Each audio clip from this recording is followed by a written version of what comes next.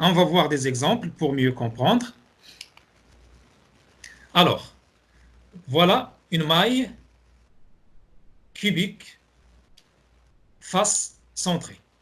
On a des sommets, le S ça veut dire sommet, de 1 jusqu'à 8. Donc 1, 2, 3, 4, 5, 6, 7, 8. Le milieu de la face, donc C1, et la face parallèle, je vais dire C0. Donc ce qui est perpendiculaire à Z. Les milieux des faces notées B, ça veut dire les faces qui sont parallèles au Y. Et les faces notées A, j'ai deux milieux qui sont perpendiculaires à l'axe des X. Je considère l'atome S1. Le S1 est là comme coordonnée cartésienne. Bon, je vais considérer, puisque l'origine des repères, je vais le choisir à ce niveau-là, de manière arbitraire. Je fais le choix ici et je donne les coordonnées. Donc voilà au X, au Y, au Z. Donc si je prends le S1, elle va avoir comme coordonnées cartésiennes 0 par rapport à X, 0 par rapport à Y et 0 par rapport à Z. Donc là, on n'a pas de problème. Alors, si je considère maintenant l'atome ou bien l'ion S2. S2, il va avoir comme coordonnées par rapport à l'axe des X 1. Voilà, c'est 1. Je fais la projection sur l'axe des Y, ça donne 0. Voilà, 0. Projection sur l'axe des Z, ça donne 0. Et voilà, 1, 0, 0. Le S3, projection sur l'axe des X, ça donne 1. Projection sur l'axe des Y, ça donne 1. Et sur l'axe des Z, ça donne 0. Le S4. Donc, les X, c'est 0. Les Y, c'est 1. Et les Z, c'est 0. Le S5. Là, les Z, c'est 1. En y faisant la projection, je trouve X égale 0, Y égale 0. Ce sont les coordonnées cartésiennes maintenant. Le S6, donc les X, c'est 1. Les Y, en faisant la projection, ça donne 0. Et la projection sur les Z, ça donne 1. Donc, 1, 0, 1. Le S7, projection sur l'axe des Z, ça donne 1. Projection sur le plan et ensuite projection sur l'axe des X, ça donne 1. Et projection sur l'axe des Y, ça donne 1. Donc, c'est 1, 1, 1. Le 8, donc, projection sur les Z, ça donne 1. Projection sur l'axe des Y, ça donne 1. Et le X, ça va être 0. Donc 0, 1, 1. Voilà les coordonnées réduites pour les sommets. Alors, les coordonnées cartésiennes plutôt. Quelles sont les coordonnées réduites pour ces atomes ou ces ions? Le tout, on considère qu'elle est égale 0, 0, 0. Pourquoi? Parce qu'on a dit que 1 elle est équivalent à 0 pour les coordonnées réduites. Donc, dans les coordonnées cartésiennes, chaque fois que je trouve 1, je le transforme en 0. Et ça donne les coordonnées réduites. Pourquoi? Je reprends l'exemple ici, le S1. J'ai fait le choix que l'origine soit ici. Donc, le S1, elle va avoir 0, 0, 0. Alors, le S2, moi, je vais faire le choix de l'origine située à S1. Ça va me donner 1, 0, 0.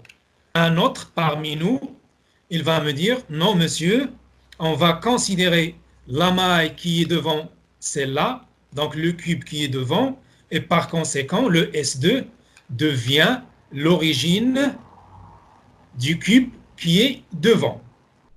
Et par conséquent, elle va avoir comme coordonnées 0, 0, 0. Donc, on revient que tous les sommets ont le même coordonnées réduite. Donc, chaque sommet, on peut le considérer comme origine. Donc, si je considère le S5 par exemple, et je considère le cube qui est en haut, donc automatiquement, même si j'utilise les coordonnées cartésiennes, je trouve que S5 a comme coordonnées 0, 0, 0. Mais bien sûr, en considérant la maille qui est en haut, de cette cube.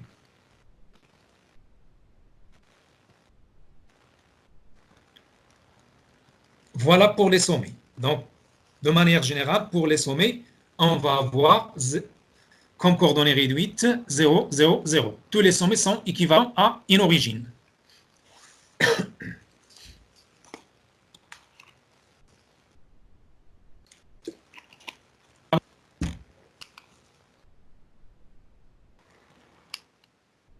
Bon.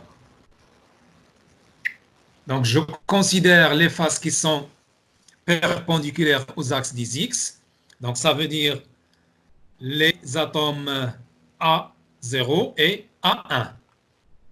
Donc, l'atome A0, ça veut dire la face qui est derrière ici. Donc, il faut voir une vision dans les 3 dimensions, dans l'espace. Donc, la face là, où elle est située, le A0, elle est derrière. Donc, si je fais la projection sur l'axe des Y, je vais avoir un demi. Là, il est au milieu. Je fais la projection, ça donne un demi. Je fais la projection sur l'axe des Z, ça donne un demi. Et ensuite, je fais la projection sur l'axe des X, ça donne 0. Donc, le A0 est là comme coordonnée réduite, 0, 1 demi, 1 demi. Le voilà, 0, 1 demi, 1 demi. Pour le A1, maintenant, je fais la projection de la même manière sur l'axe des X, sur l'axe des Y, sur l'axe des Z. Je trouverai que pour X, en faisant la projection, bon, pour le Y tout d'abord, en faisant la projection, ça donne 1 demi. Ensuite, je fais la projection sur l'axe des X, je trouverai c'est égal à 1. Et sur l'axe des Z, c'est 1 demi. Voilà les coordonnées cartésiennes. Donc, je peux transformer ces coordonnées en coordonnées réduites. Donc, tout simplement, je vais remplacer le 0, le 1 par un 0. Le 1 par un 0 et j'obtiens comme coordonnée réduite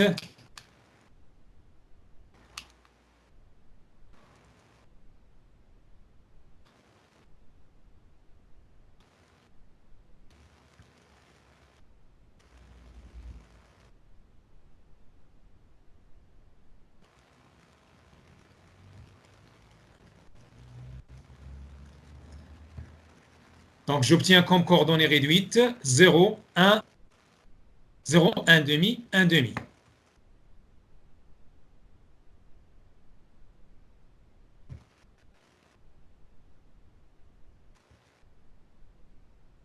Donc 0, 1 demi, 1 demi. Je fais la même chose. Bon, pourquoi 0, 1 demi, 1 demi pour les deux points en coordonnée réduite? Donc je reviens pour le A1. Donc, en considérant ce cube, elle est située à x égale 1. Si je considère le cube qui est devant, on a dit qu'un solide cristallin, c'est un assemblage de mailles parallélépipédiques. Donc, dans le cas, ici, j'ai un cube. Donc, il y aura un cube devant, un cube en haut, un cube à côté de gauche, un cube à côté vers la droite, et ainsi de suite, une infinité. Donc, si je considère le cube qui est devant, Donc, le A1, il est situé sur la face qui coupe les x à 0. Et par conséquent, j'affecte ici 0 au lieu de 1. Je fais le même raisonnement pour le B1, le B0, B1 et pour... Donc, je vais avoir comme coordonnées pour les B, 1 demi, 0, 1 demi. Et la même chose pour les C1, C0.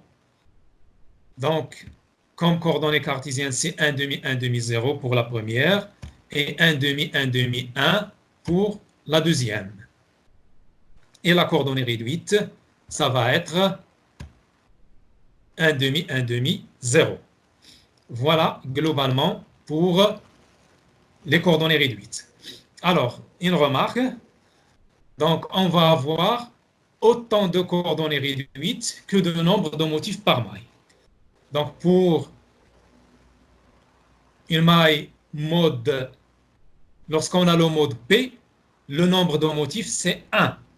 Et par conséquent, on va avoir un seul type de coordonnées réduites. Donc, ce sont les sommets qui vont être occupés. Donc, on va avoir 0, 0, 0. Une seule coordonnée réduite. Lorsqu'on a le mode I, donc, on va avoir les sommets qui sont occupés plus le centre de la maille.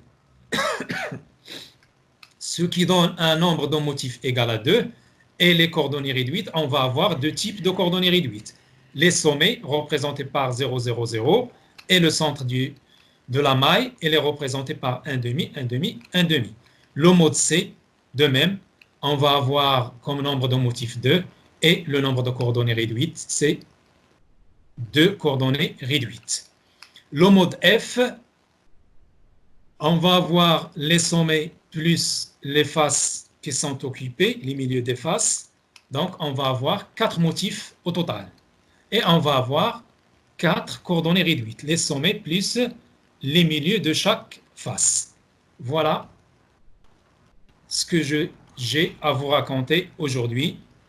Je vous souhaite bon courage. On peut continuer la discussion. Si vous avez des questions, je peux vous répondre. Et à la semaine prochaine.